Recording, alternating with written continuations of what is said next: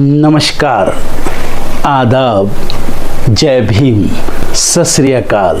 मैं हूँ माजिद सिद्दीकी और आप देख रहे हैं फोकस हिंदुस्तान न्यूज़ चैनल। आज की ख़ास खबरें सब्सक्राइब करें, लाइक करें, शेयर करें। फिर आऊँगा एक ताज़ा खबर को लेकर माजिद सिद्दीकी।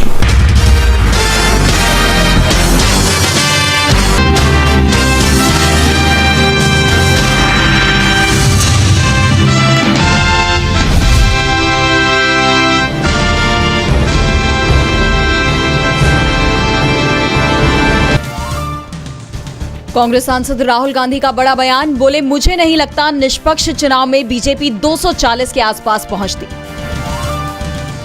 अमेरिका में राहुल गांधी का मोदी सरकार पर हमला, बोले चुनाव के बाद अब बीजेपी की भय नीति खत्म हो गई। राहुल के बयान का शिवसेना यूबीटी सांसद संजय राउत ने किया समर्थन, कहा बीजेपी ने 10 सालों में धर्म जाति का किया तुष्टीकरण। राष्ट्रपति ने बीजेपी विधायकों की चिट्ठी गृह मंत्रालय को भेजी। चिट्ठी में केजरीवाल सरकार को बर्खास्त करने की मांग, बीजेपी विधायकों ने राष्ट्रपति को लिखी थी चिट्ठी। हरियाणा विधानसभा चुनाव के लिए आपने जारी की दूसरी लिस्ट, 9 उम्मीदवारों के नाम का किया ऐलान। हरियाणा चुनाव प्रचार में उतरने के बाद विनेश फोगाट का बड़ा बयान, जिंदगी में ऐसी परिस्थिति आ जाती है कि न चाहते हुए भी आपको कई ऐसे काम करने पड़ते हैं। इम्फाल की सड़कों पर मशाल लेकर निकली महिलाएं, ड्रोन हमलों के विरोध में प्रदर्शन। कल मणिपुर राजभवन पर हुआ था पथराव। जम्मू कश्मीर विधानसभा चुनाव में कांग्रेस की तीसरी लिस्ट जारी, 19 उम्मीदवारों के नाम का ऐलान। आरएसपुरा साउथ से रमन भल्ला मैदान में। कोलकाता केस में काम पर नहीं लौटे जूनियर डॉक्टर, कहा ये जन आंदोलन है, हमें अभी इंसाफ नहीं मिला। सुप्रीम कोर्ट ने ड्यूटी ज्वाइन करने का दिया था आदेश। सीबीआई के एफआईआर को लेकर बरसे अनिल देशमुख, बोले केंद्रीय एजेंसियों की मदद से उन्हें गिरफ्तार कराने की कोशिश कर रहे हैं देवेंद्र फडणवीस। कनाडा की ट्रूडो सरकार ने भारतीयों पर की बड़ी चोट, विदेशी कामगारों के लिए लागू होगा नया नियम। कम वेतन वाले विदेशी कामगारों की संख्या में होगी बड़ी कटौती।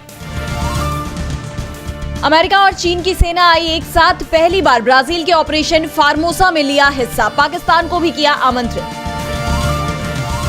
वियतनाम में तेज हवाओं के साथ यागी ने मचाई तबाही, पुल टूटने से कई गाड़ियां नदी में समाई। भूस्खलन के कारण 60 से ज्यादा लोगों की गई जान।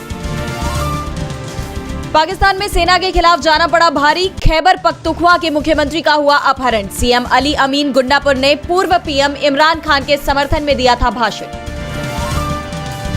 भारत बांग्लादेश के बिगड़ते संबंधों पर यूनुस की नई सरकार का बड़ा बयान, सीमा पर जान जाने की घटनाओं को बताया दोनों देशों के बीच अच्छे संबंधों में बाधा, कहा नहीं करेंगे स्वीकार। जीएसटी काउंसिल की 54वीं मीटिंग में बड़े बदलाव, कैंसर की दवाओं पर 12% से घटाकर 5% जीएसटी होगा लागू। वहीं नमकीन पर अब 18% की जगह 12% जीएसटी लागू।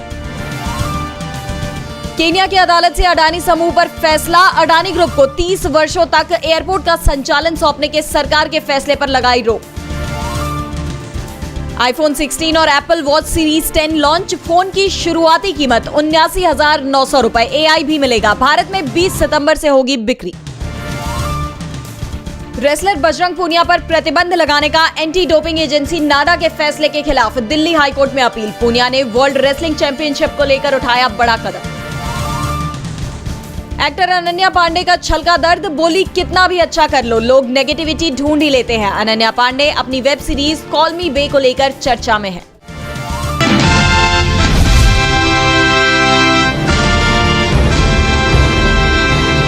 कानपुर के बाद राजस्थान के अजमेर में भी ट्रेन को पलटाने की साजिश नाकाम हो गई। 8 सितंबर को कानपुर में रेल ट्रैक पर गैस सिलेंडर और पेट्रोल पंप पाया गया था। ये पेट्रोल बम, उसको लेकर अब देखिए जांच किस तरह से आगे चल रही है। कानपुर की घटना को लेकर एनआईए, एटीएस की टीम जांच कर रही है। इसी बीच अजमेर के फुलेरा से अहमदाबाद रेलवे मार्ग पर ट्रेन को डीरेल करने के लिए सीमेंट का लगभग 1 क्विंटल वजनी ब्लॉक ट्रैक पर मिला है। जिस ट्रैक पर ये पत्थर मिला, उसी ट्रैक से थोड़ी ही देर पहले मालगाड़ी गुजरी थी और मालगाड़ी पत्थर को तोड़ते हुए आगे निकल गई, जिससे मालगाड़ी के आगे का कुछ हिस्सा भी उसको भी नुकसान पहुंचा है। हालांकि गनीमत ये रही कि इस हादसे में मालगाड़ी में सवार सभी रेलकर्मी सुरक्षित हैं। दो तस्वीरें आपको दिखा रहे हैं। पहली आप देखिए कानपुर से, ये 8 सितंबर की तस्वीर, जहां पर किस तरह से कानपुर में भी रेल को डीरेल करने की कोशिश, ट्रेन पलटने की ये साजिश और जांच चल रही थी इस मामले में कि 10 तारीख यानी आज आप देखिए एक और इस तरह की घटना अजमेर से सामने आई। मौके पर पुलिस पहुंची तो इसमें जो प्रथम दृष्टया देखने पे लग रहा है कि किसी ने जो सीमेंट के ब्लॉक्स, कंक्रीट के ब्लॉक्स हैं वो पटरी पर रख दिए, जिसकी वजह से वहाँ से जो एक मालगाड़ी गुजरी उसको कुछ नुकसान हुआ। रेलवे की तरफ से एक FIR दी गई जिस पे कि प्रकरण दर्ज कर लिया गया है और इस संबंध में लगातार इन्वेस्टिगेशन किया जा रहा है कि भाई ये क्या कारण रहा है इसके पीछे, और जो भी दोषी हैं उनके खिलाफ कार्रवाई की जाएगी।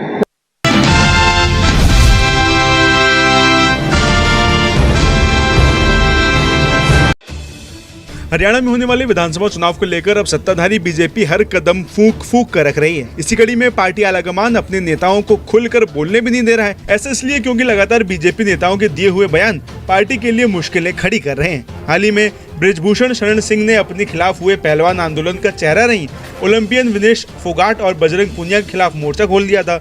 विनेश और बजरंग के कांग्रेस में शामिल होने के बाद बृजभूषण इन दोनों को लेकर लगातार तल्ख बयान दे रहे थे। वहीं कंगना के बाद अब बृजभूषण के बयानों पर भी बीजेपी नेतृत्व को लगाम लगानी पड़ी। दरअसल सूत्रों के अनुसार बीजेपी आलाकमान ने उन्हें विनेश और बजरंग पर किसी भी तरह की टिप्पणी नहीं करने का सख्त निर्देश दिया है। वहीं लगातार अपने नेताओं के बयानों को काबू में रखने की हिदायत देने के पीछे सियासी गलियारों में चर्चा है कि हरियाणा चुनाव के मद्देनजर पार्टी ऐसा कर रही है। साथ ही पार्टी नेतृत्व नहीं चाहता है कि कोई भी नेता ऐसा कोई बयान दे जिससे बीजेपी के वोट बैंक पर नकारात्मक प्रभाव पड़ने की आशंका हो। इसी बीच सियासी गलियारों में ये भी चर्चा है कि अगर बृजभूषण ऐसे ही पहलवानों पर बयान देते रहते तो बीजेपी के कई वर्ग और वोटर पार्टी से नाराज हो सकते थे। ऐसे में बीजेपी को कैसे समस्या हो सकती थी, चलिए 3 पॉइंट में आपको समझाते हैं। सियासी जानकारों का मानना है कि बीजेपी नेताओं के इस तरह के बयान महिला मतदाताओं की भावनाओं को आहत कर सकते थे। बृजभूषण भी विनेश पर बयान दे रहे थे और विनेश भी महिला हैं। ऐसे में बृजभूषण के बयान महिला पॉलिटिक्स की पिच पर बीजेपी को असहज कर सकते थे। वहीं इसके साथ ही बृजभूषण पहलवानों पर लगातार हमलावर थे। ऐसे में कई लोग खिलाड़ियों को अपना रोल मॉडल मानते हैं। राजनीति से अलग हटकर देखें तो खिलाड़ी पूरे विश्व में देश का झंडा लहराते हैं। ऐसे में लगातार खिलाड़ियों के खिलाफ बृजभूषण का बयान लोगों को ऑफेंड कर सकता था, जिससे बीजेपी को समस्या हो सकती थी। वहीं आखिर में जाट वोट बैंक भी बीजेपी के लिए काफी मायने रखता है और विनेश भी जाट समुदाय से आती हैं। ऐसे में बृजभूषण के बयान से जाट समुदाय भी ऑफेंड हो सकता था, जिससे बीजेपी के वोट कट सकते थे। वहीं ऐसे में अपने नेताओं के बयान को सीमित करना बीजेपी का एक सोचा समझा मूव माना जा रहा है। हालांकि अब आगे आने वाले दिनों में क्या होता है ये देखने वाली बात होगी।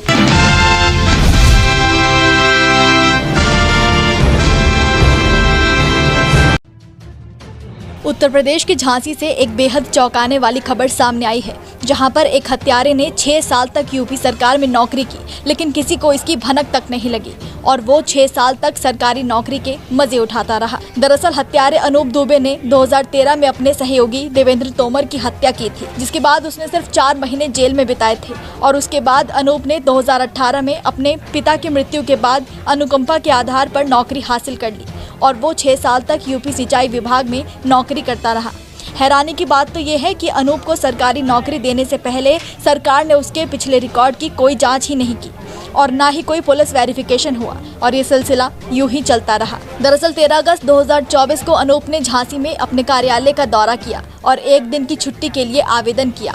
अगले दिन अदालत ने उसे और उसके 3 अन्य दोस्तों को उसी हत्या के मामले में दोषी ठहरा दिया, जिसके बाद वो वापस अपने काम पर नहीं लौटा और फरार हो गया। जिसके बाद विभाग ने एक जांच शुरू की तो उसके आपराधिक इतिहास और बाद में सजा का पता चला और अब ये मामला सरकारी नौकरियों में पुलिस वेरिफिकेशन पर सवाल खड़ा कर रहा है और पूरे सरकारी तंत्र पर कि आखिर ऐसे कैसे एक हत्यारे को सरकारी पद पर बैठा दिया गया। फिलहाल ये पता लगाने के लिए जांच चल रही है कि अनूप को चरित्र प्रमाण पत्र कैसे जारी किया गया था, जबकि उसके खिलाफ हत्या का मामला मई 2013 में दर्ज किया गया था।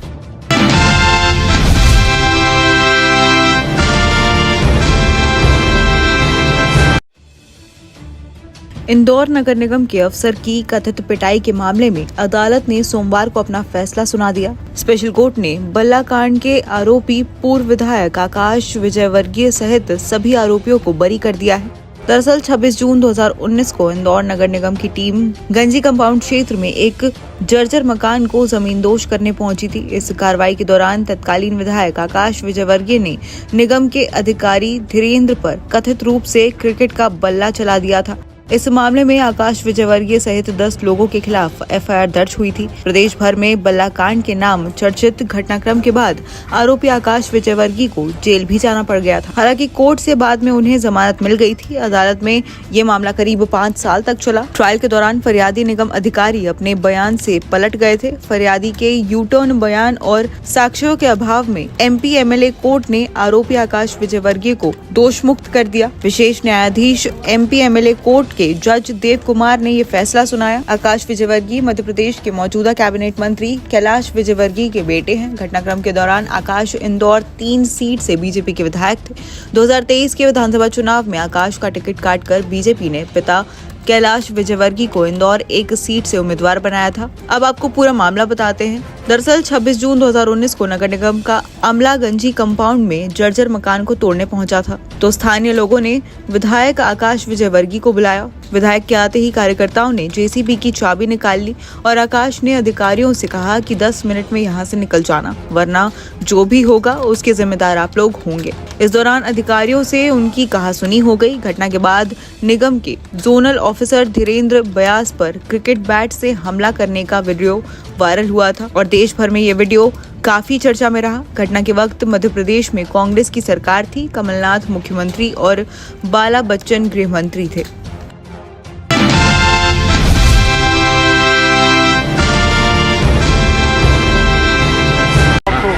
पर जब उन लोगों का होता है तो गिड़गिड़ा के गोड़ पकड़ता है कि हमको ले लीजिए ले लीजिए ले लीजिए। ठीक है, 2-3 बार हम लोगों ने कल्याण कर दिया है, बचा दिया है। अब कोई मतलब है उन लोगों को लेने का, कोई सवाल ही नहीं पैदा होता। अब छोड़िए, अब उनके बारे में हम क्या बताएं।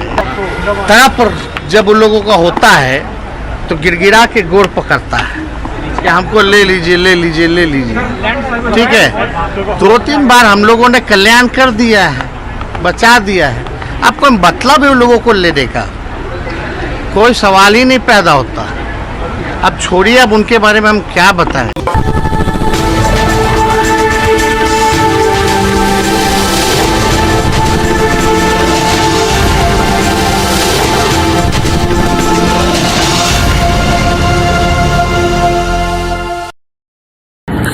दोस्तों आज मैं आपको बताने वाला हूं कि अगर आपकी बॉडी में मैग्नीशियम की डेफिशिएंसी हो जाए तो आपको क्या क्या प्रॉब्लम हो सकती है। सबसे पहले इंसोमेनिया, नींद ना आना, स्लीपिंग डिसऑर्डर, इंसान सारी रात करवटें बदलता है, नींद नहीं आती, स्ट्रेस लेवल, एंजाइटी बढ़ जाती है इससे, क्योंकि कोर्टिसोल हार्मोन को रोकने में मदद करता है। और अगर आपकी बॉडी में मैग्नीशियम नहीं है तो कोर्टिसोल बढ़ जाता है, जिसकी वजह से स्ट्रेस और एंजाइटी हो जाती है।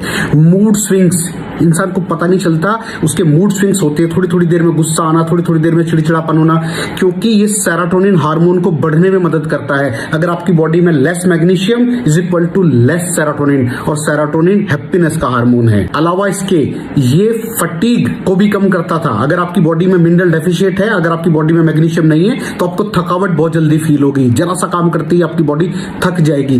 पुअर डाइजेस्टिव सिस्टम, ये डाइजेस्टिव सिस्टम को भी मैनेज करने में बड़ा शानदार रोल प्ले करता है। और अगर इसकी डेफिशिएंसी है तो कॉन्स्टिपेशन, डायरिया जैसी प्रॉब्लम हो जाती है। माइग्रेन, बहुत खतरनाक प्रॉब्लम है माइग्रेन। अगर डेफिशिएट है आपकी बॉडी मैग्नीशियम से तो आपको माइग्रेन की प्रॉब्लम भी हो सकती है। ब्लड प्रेशर, अगर आपकी बॉडी में मैग्नीशियम कम है तो आपको ब्लड प्रेशर की प्रॉब्लम हो सकती है।